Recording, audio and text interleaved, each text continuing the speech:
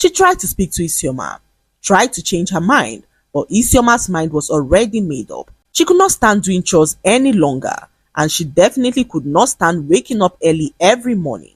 Within 3 months, Isioma and Chike had a glamorous wedding that looked like a scene straight out of a Nollywood movie. The hall glittered with gold drips and chandeliers. Isioma wore a diamond-studded gown, and Chike smiled from ear to ear as if he had just won a lifetime supply of free jollof rice. From that day forward, Isioma believed that she had finally escaped her sister's military camp. She was now Mrs. Chike, the queen of her own palace, and at first, oh, life was sweet.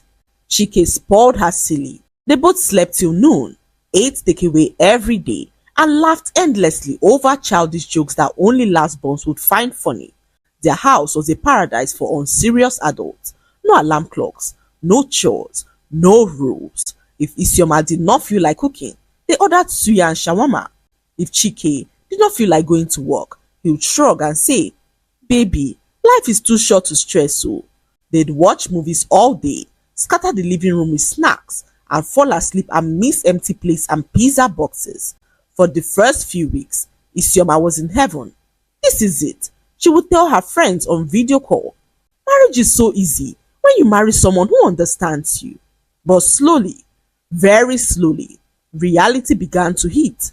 Chike would wake up by 12:30 p.m., scratch his head, yawn like a lion, and walk straight to the fridge, which was usually empty because nobody had restocked it. "Babe," you'd call lazily, "there's no milk again. What are we eating this morning?"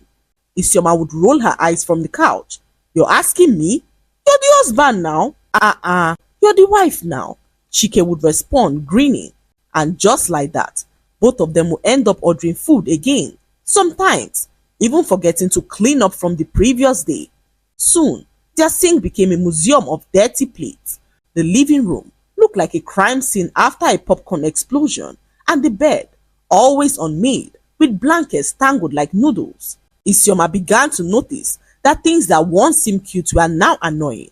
Chike never folded his clothes. He just threw them everywhere. He left toothpaste without the cover, dropped his socks in the kitchen, and somehow always forgot to flush the toilet.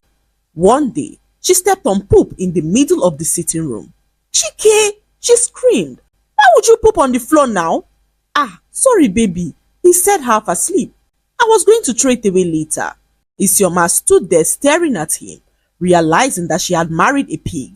It even got worse when she got pregnant.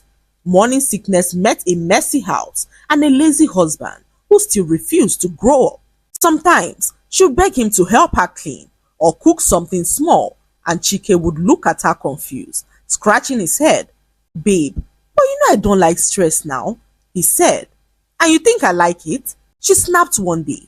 That day, Isioma stood in the middle of their untidy kitchen, wearing her maternity gown, hands on her waist, staring at the mess that used to be her dream marriage. Plates everywhere, wrappers on the floor, empty bottles rolling under the table, and her husband stretched out on the couch, snoring like a broken generator. She shook her head, slowly disappointed, as she could not believe the kind of man that she married. It was in that moment that she realized that she had finally met her match. For the first time in her life, Isioma missed her sister's rules. She missed waking up in a clean house and missed eating home-cooked meals. So, she decided to confront her husband, hoping that Chike would understand.